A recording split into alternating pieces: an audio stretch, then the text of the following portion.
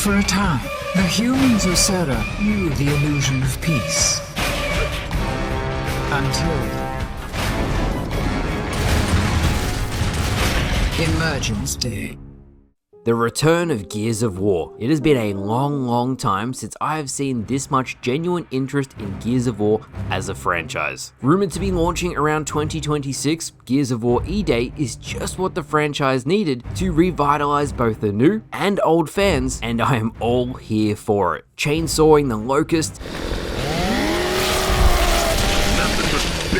the feeling of dread and insurmountable odds against an enemy that can appear anywhere. The original games had this feeling of horror that I felt made the series special initially. Also, I gotta say, General Ram was always my favorite villain, so the fact that he might be coming back is awesome. Like many of you watching this video, I grew up playing the original Gears trilogy. Usually the three games people were playing during this time were Halo, Gears of War, and Modern Warfare, all on the Xbox 360. I love the original games, and when I saw the Coalition were bringing back that same atmosphere of those first titles in a prequel, I knew I had to make this video. Gears of War E-Day, for me, is the first time I've genuinely been interested in the Gears franchise in what feels like forever. Even Cliff Bleszinski, one of the original creators of Gears, said himself, Gears of War was my baby, and it's good to know that my baby is in good hands. And that was in reaction to the E-Day trailer. It definitely seemed like a lot of people just checked out of Gears of War after the third game, and that makes sense. The war was over, the Lambent and the Horde were defeated, Mira was killed.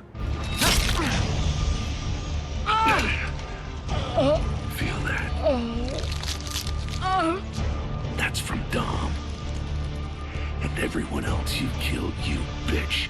The Coalition did say they'll continue with the post-Gears 3 story in future, but for now they wanted a grounded, gritty version of Gears that is almost reminiscent of what started the very series 18 years ago. To me, Gears of War was always like this dark, almost horror-like shooter. Lots of blood, lots of gore, the very definition of gritty. It is probably why I'm so excited. I'll always remember rescuing Ty from the barges in Gears of War 2, and you see his back. Ty, is that you?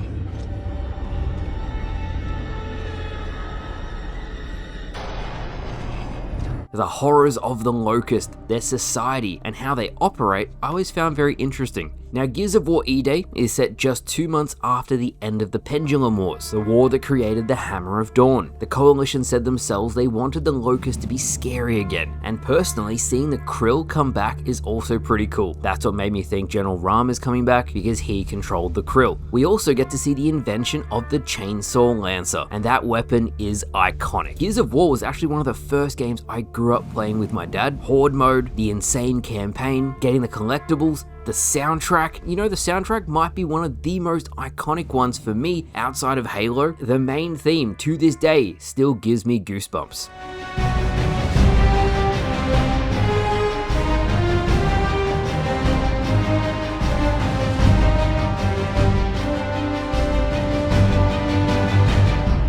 Now, I'm not sure if many games did this prior, and you can correct me in the comments if I'm wrong, but Gears of War 2 Horde mode was the first time I ever played a game mode like that. 50 waves versing harder and harder enemies. I did love Call of Duty World at War Zombies, by the way, but I always thought Horde mode on Gears of War 2 was awesome. I also really love going for the achievements. I got every single one on Gears 2. I think that is my favorite game in the series. The seriously ... achievements were always a grind. 100,000 kills in any mode on Gears of War 2 had people boosting by resetting the final Brumac section of the campaign, and to try and reach level 100, every single King of the Hill lobby, when there was bonus XP weekends, had people boosting XP. When I loaded up Xbox today, the last achievement I earned on Gears of War 2 was 13 years ago in 2011. How time flies. Now, when Jez Corden interviewed the Coalition devs, they said Gears of War E-Day will indeed have competitive multiplayer, something that wasn't shown in the showcase. What they did say is they've tested new enemies and new weapons, as well as revisited old enemy types not seen since the original trilogy. This makes me think Tickers might come back. Gears of War E-Day will 100% have Horde Day 1. This is a complete side note, but a mode I always liked that never came back was the Beast mode in Gears of War 3. Being the armored Cantus I thought was really cool. Now, Gears of War multiplayer has the same skill-based matchmaking that Halo's does, True Skill 2. This means the matchmaking will most likely be hyper competitive at launch. It also means, however, and a lot of the veteran Gears players who play to this day will back me up on this, it will purposely give you losses when you perform too well. The reason I bring this up is Gears of War has a very high movement skill gap. A lot of people don't stand a chance against a veteran level player, as their movement between cover is ridiculous. It'll be very interesting to see how the skill-based matchmaking is when E-Day launches. I have a feeling, however, it's going to be ridiculously strict. On a more positive note, however, and speaking of Gears of War multiplayer, because of this announcement,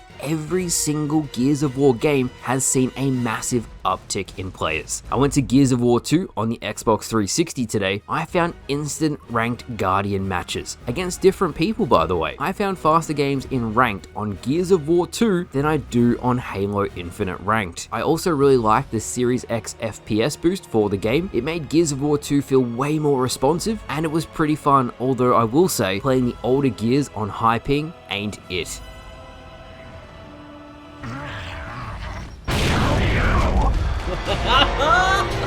When I first loaded up the menu, the music, the art style, it is a straight throwback to a different era of gaming, and what a golden age it was.